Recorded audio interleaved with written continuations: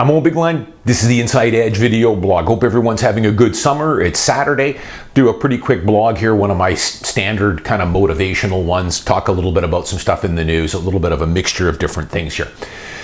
First things first, I did that blog 2 or 3 weeks ago asking, what kind of things are you taking in as far as podcasts and books and various social media feeds to keep learning, keep educating, keep getting yourself better, keep your attitude and your optimistic mindset that I'm always trying to keep cultivating as well. And I had some really great responses there. I'm definitely checking out a lot of the ones you guys recommended. But I also had one here where a guy had mentioned a Vancouver Sun article. And here was the title of this article. He said, there was an interesting article in last week's Vancouver Sun. And it was an article, this is the title. It said, sky-high housing prices are causing physical harm, sky-high house prices are causing physical harm. And, these are the exact type of articles that I want you guys to avoid at all costs. Now, it turns out I did not read this article, but I had seen it. You guys remember, we have a media liaison person in our office at McDonald Realty, and 5 days a week I get an email at the end of the day with all the news articles that pertain to Vancouver real estate or Canadian real estate, some US stuff in there, everything that's in there, everything that's fit to print, articles or links and that kind of stuff. And that's where I get, the catalyst for a lot of my video blogs. It's great. But this particular guy that wrote this article, he's been on my radar for many, many years now. I'm not even going to give you this guy's name. You can look it up yourself and look up the title here. But I've known of this guy for many years. This guy is what we call a perma-bear. I have never seen him write anything, not one iota, that's positive about Vancouver real estate or investing or anything. It's just complete pessimism, anger, envy, trying to create that, what I call that cocoon of self-pity that they want you to get into. It's classic mainstream media 101. It's that clickbait stuff that I always tell you guys about, that you want to avoid at all costs. Don't go near this stuff, because just look at the headline here. Sky-high housing prices causing physical harm.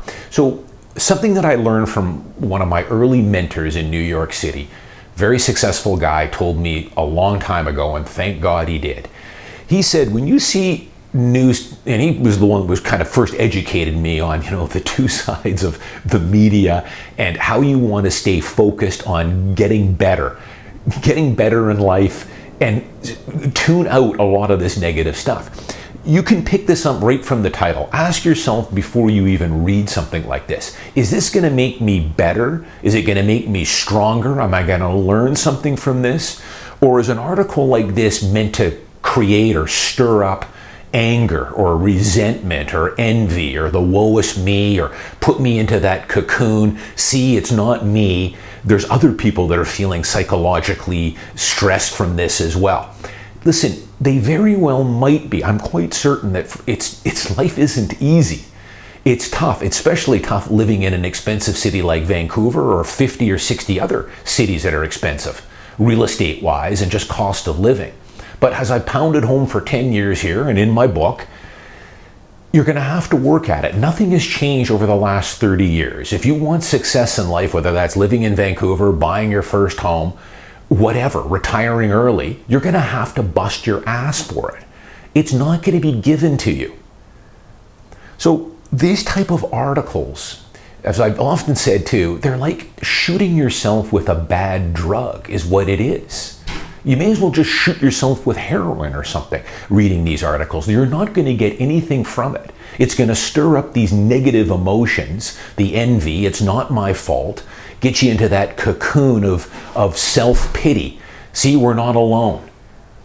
And you do not want to do that. On the opposite, you want to be absorbing things like many of the other people on my blog here and the stuff that I've told you I'm absorbing in the podcasts and everything else. That's what you want to keep, absorbing. This stuff isn't going to take you anywhere. And I don't have the time to call a lot of this stuff out. I'm getting too old for this stuff because it's never going to end. This particular guy has been churning this stuff out for 5 years. I've been tempted to call him out many times over the years, but I'm not going to do it. They would love to get into some sort of a Twitter spat with me. They just would love it. But I'm not going to go down to their level. But this was a guy that back when COVID hit was telling you to sell your house, all is lost, everything's rigged. It's the foreign buyers, it's the dirty realtors, it's the government, it's the mortgage brokers, it's the money launderers. It's just another boogeyman every single day with this guy. And we actually sit around at my office and, during some of our meetings and stuff and look at some of the stuff this guy prints and just can't believe it. He's got a pretty vivid imagination, this guy, to be honest. And there's another website I'm not going to mention here, too, that we get through our media liaison that's probably even worse than this guy. It's based out of Toronto.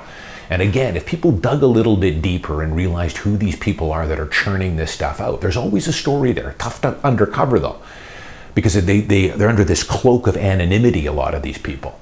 But usually there's a story. They're always on the outside looking in. They could have bought a house many, many years ago, but chose not to, chose to stay renting because that was the better way to go. Now the market's gotten away on them. Their rent is sky high, and now they're angry. They feel like they've been cheated somehow. So rather than buckle down and do something about it, they put out this propaganda and basic just lies, blatant lies, to try and get you into their cocoon of sorrow so that you'll follow them, and it's just basically clickbait. So again, stay away from this stuff. Focus on yourself. Focus on getting better. Remember, there's no such thing as unrealistic goals, only unrealistic timelines. It's going to take 10, 15, 20 years before you're going to see real tangible results in the journey I'm trying to get you guys on. But trust me on this, because I've been there and done it. It will happen. Enjoy the ride. Enjoy getting a little bit better every day, every week, every month. There'll be setbacks along the way, but that's life, and that's how the successful people do it.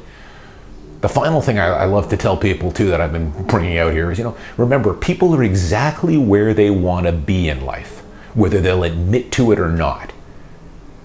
If you're just bought your first home, you're starting a side hustle, you're staying in shape, you're moving forward because that's what you want to be doing. If you're on the sidelines complaining everything's rigged against us, you're reading this guy's articles that he churns out every week, it's more of the same garbage over and over, well, guess what? You're going to get exactly what you're absorbing here, and that's going to be more pain, more frustration, more failure. This is how life works. It's such an easy thing to understand, but people have such a difficult time with it. And it's stuff like this that just perpetuates it. There's so much bias now in the media. The media used to paint both sides of the story. That's what the media was about.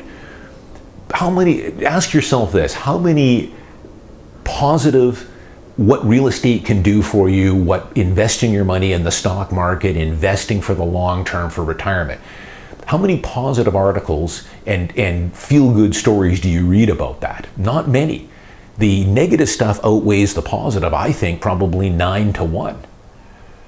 Because that's how the media, they're hanging on to a string here, most of them. The business itself, this newspaper that he writes for here, he's on borrowed time. It's slowly in a slow descent into nothing. And the reason for that is because there's a lot better information you can absorb. They're just trying to get the last bit of clickbait they can and suck in these people in the misery loves company crowd. Stay away from this stuff. When you see a headline like that, again, ask yourself, is this going to benefit me in any way if I spend the 5 minutes reading this? Or is it going to be just more of this garbage to create envy and anger and all that other stuff?